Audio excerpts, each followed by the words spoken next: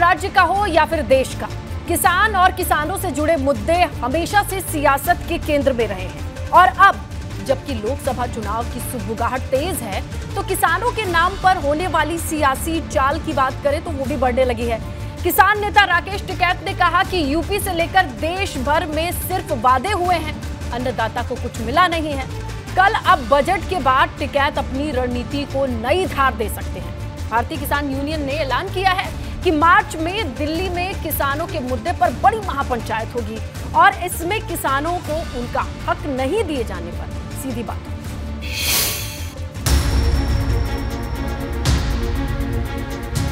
योगी सरकार का दावा रहा है कि किसानों के लिए उसने सबसे ज्यादा काम किया, उनके नाम सबसे ज्यादा सौगातें दी गईं। लेकिन भारतीय किसान यूनियन ने बजट से पहले ही ऐसे किसानों के लिए निराशाजनक बता दिया। आरोप है कि यूपी में किसानों के हितों को ताक पर रखा गया है। इन दिल्ली वालों ने दिया ऐसे ही ये देंगे भाई। इनको लेकर आना चाहिए कि पानी पे हमारी क्या योजना है, पानी हम हर खेत को पानी देंगे, उस पर काम करना चाहिए। फसलों के दाम पे करना चाहिए, किस चीज पे लेकर आएंगे कल ही पता चलेगा।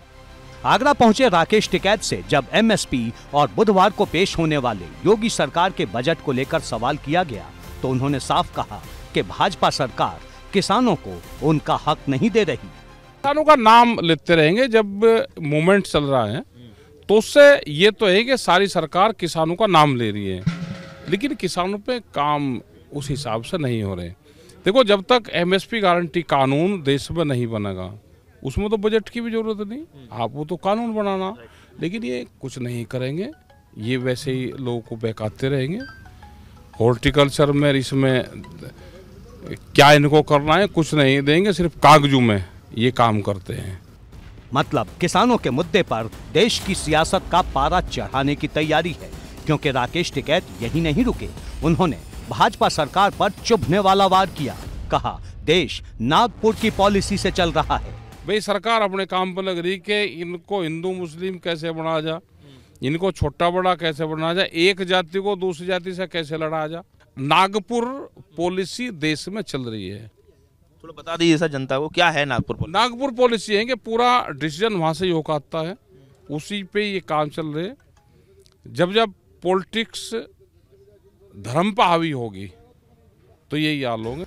राकेश टिकैत के इस बयान ने किसान केंद्रित राजनीति की रफ्तार बढ़ा दी है, क्योंकि राकेश टिकैत ने भाजपा सरकार को निशाना बनाया है, लिहाजा भाजपा ने भी पलटवार में देर नहीं की।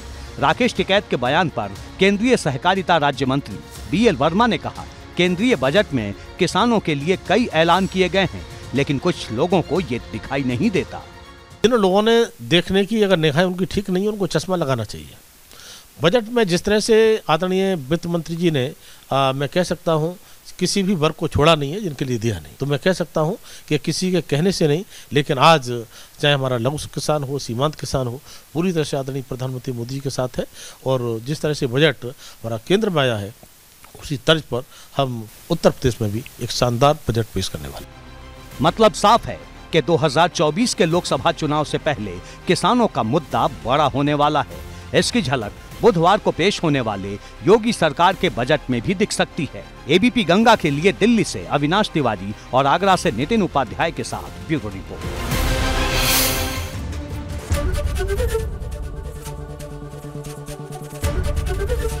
एबीपी गंगा, खबर आपकी, जुबान आपकी।